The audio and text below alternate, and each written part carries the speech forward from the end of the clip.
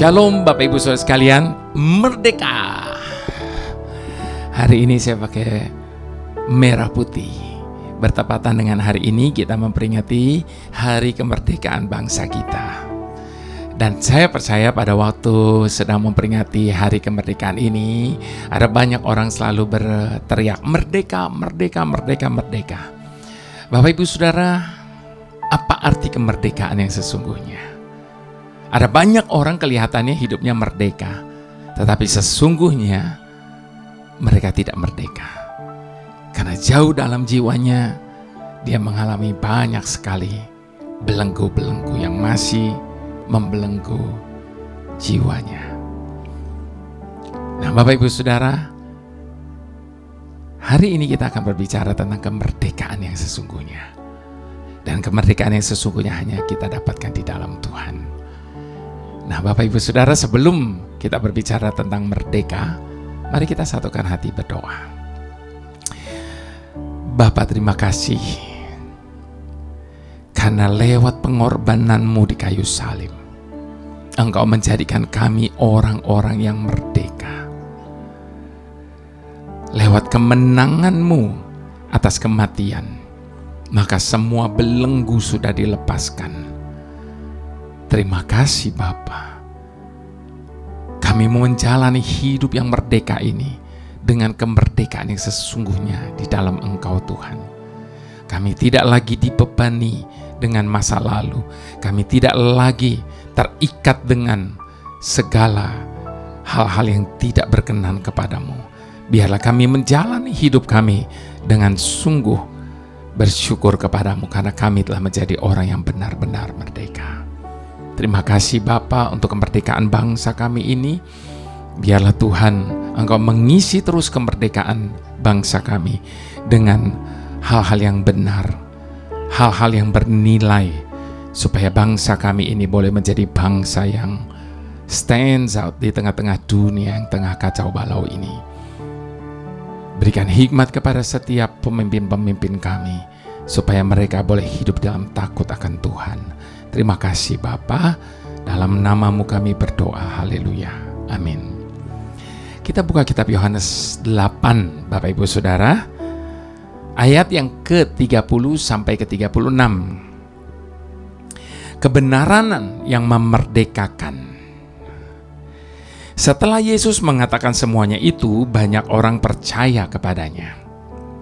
Maka katanya kepada orang-orang Yahudi yang percaya kepadanya, "Jikalau kamu tetap dalam firman-Ku, kamu benar-benar adalah murid-Ku, dan kamu akan mengetahui kebenaran, dan kebenaran itu akan memerdekakan kamu." Jawab mereka, "Kami adalah keturunan Abraham dan tidak pernah menjadi hamba siapapun. Bagaimana engkau dapat berkata, kamu akan merdeka?" Kata Yesus kepada mereka, "Aku berkata kepadamu, sesungguhnya setiap orang yang berbuat dosa adalah hamba dosa. Dan hamba tidak tetap tinggal dalam rumah, tetapi anak tetap tinggal dalam rumah. Jadi apabila anak itu memerdekakan kamu, kamu pun benar-benar merdeka." Bapak Ibu Saudara, di ayat ke-6 sekali lagi. Jadi apabila anak itu memerdekakan kamu, kamu pun benar-benar merdeka.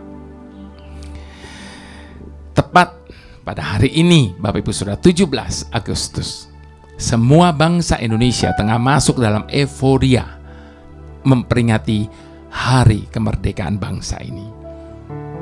Berbagai atribut serta berbagai acara telah dipersiapkan untuk memperingati momen bersejarah ini.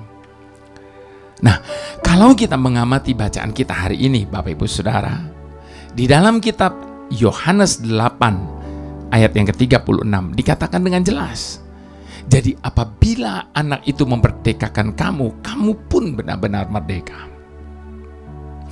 Anak yang dimaksudkan di sini tentunya Tuhan Yesus yang telah menang di atas kayu salib. Oleh karena kemenangannya itulah setiap belenggu yang membelenggu kita dipatahkan, sehingga kita bisa mengalami kemerdekaan yang sesungguhnya itu. Namun di ayat tersebut juga kita membaca, kamu pun benar-benar merdeka. Kalau ada kalimat yang berkata kamu pun benar-benar merdeka, berarti ada yang tidak benar-benar merdeka.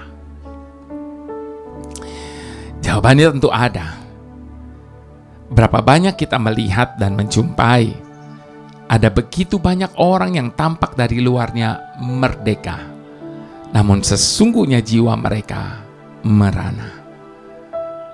Ada begitu banyak orang yang tampak dari luarnya oke-oke saja, namun ternyata jiwanya begitu rapuh.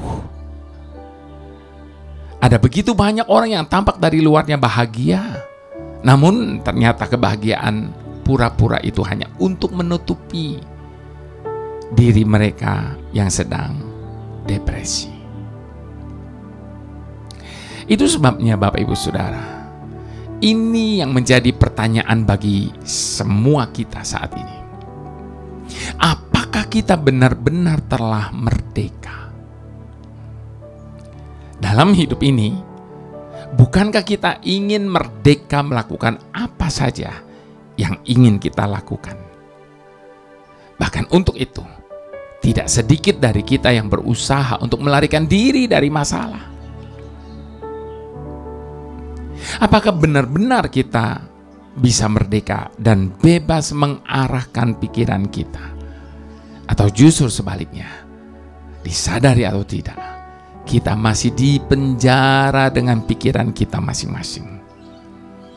Sebab ada tertulis di dalam kitab 2 Korintus 10 ayat yang kelima, kami mematahkan setiap siasat orang dan merubuhkan setiap kubu yang dibangun oleh keangkuhan manusia untuk menentang pengenalan akan Tuhan.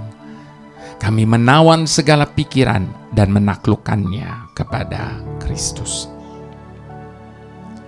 Jadi sekali lagi, Bapak Ibu Saudara yang saya kasihi, apakah kita memang benar-benar bisa merdeka sehingga mampu menguasai diri kita sedemikian rupa?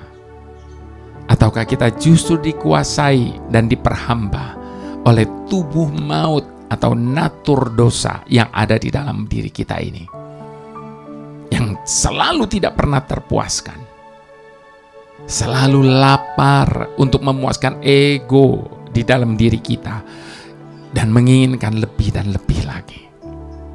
Seperti apa Roma 7 ayat ke-28 katakan, aku manusia celaka, siapakah yang dapat melepaskan aku dari tubuh maut ini?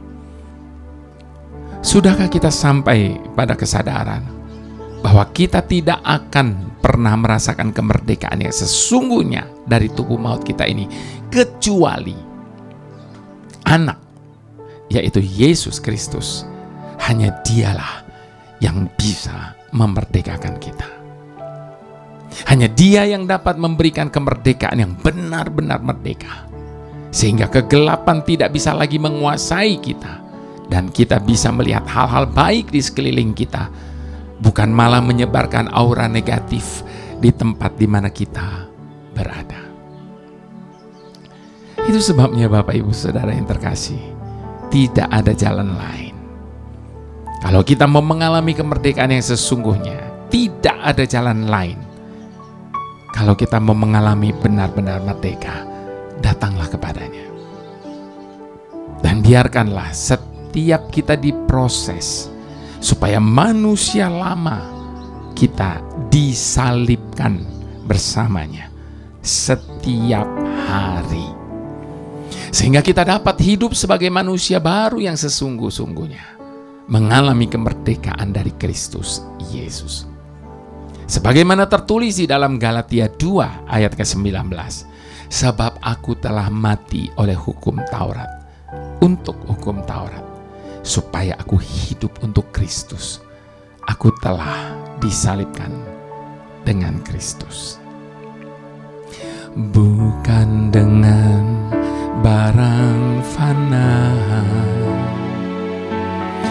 Kau membayar dosaku, dengan darah yang mahal. Tiada noda dan celah. Bukan dengan emas perak Kau menebus diriku, oleh segenap kasih dan pengorbananmu, ku telah mati dan tinggalkan cara hidupku yang lama. Semuanya sia-sia dan tak berarti lagi. Hidup ini ku letakkan pada mezbah-Mu, ya Tuhan. Jadilah padaku seperti yang Kau ingini.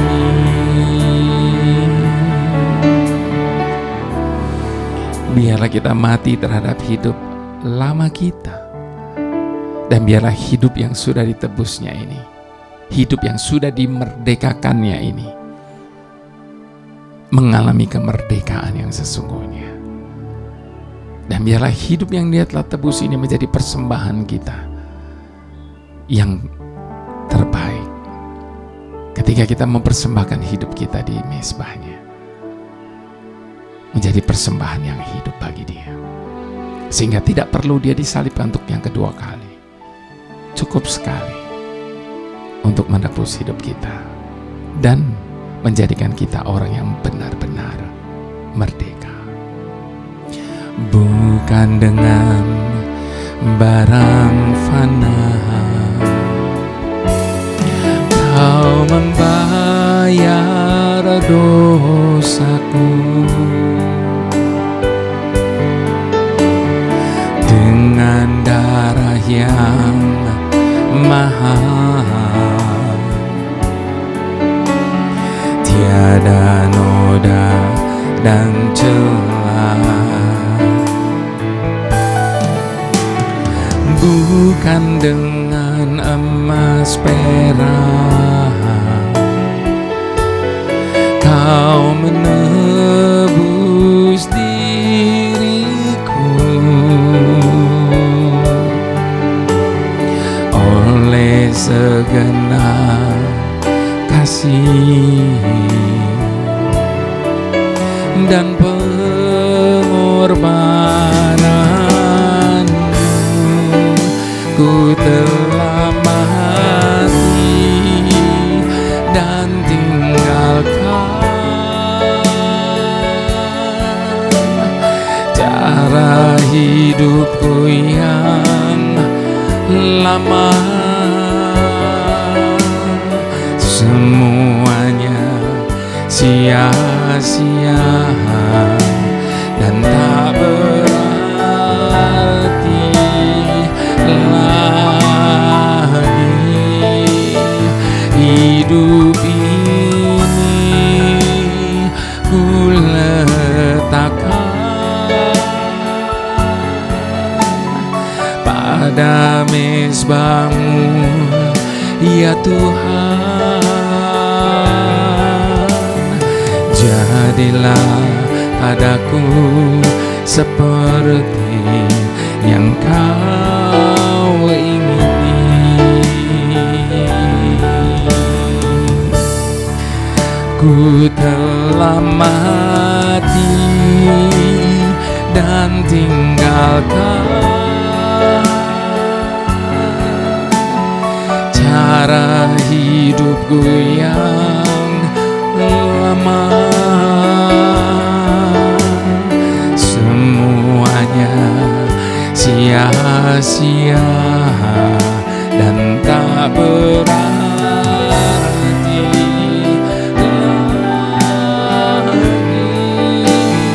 Hidup ini ku letakkan pada mezbamu, ya Tuhan. Jadilah padaku seperti yang Kau ingini. Jadilah padaku seperti yang Kau ingini. Jadilah padaku seperti yang Kau ingini.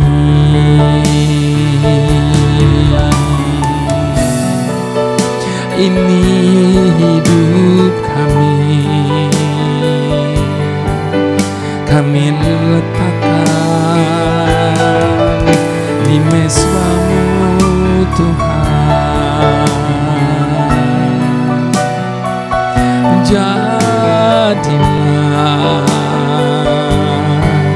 hanya seperti yang Kau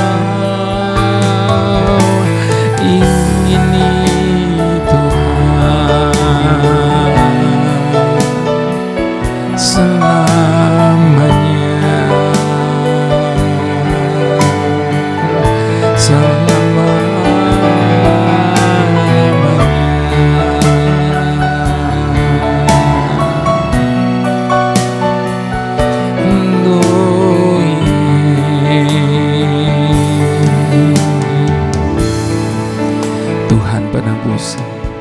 hidup kami.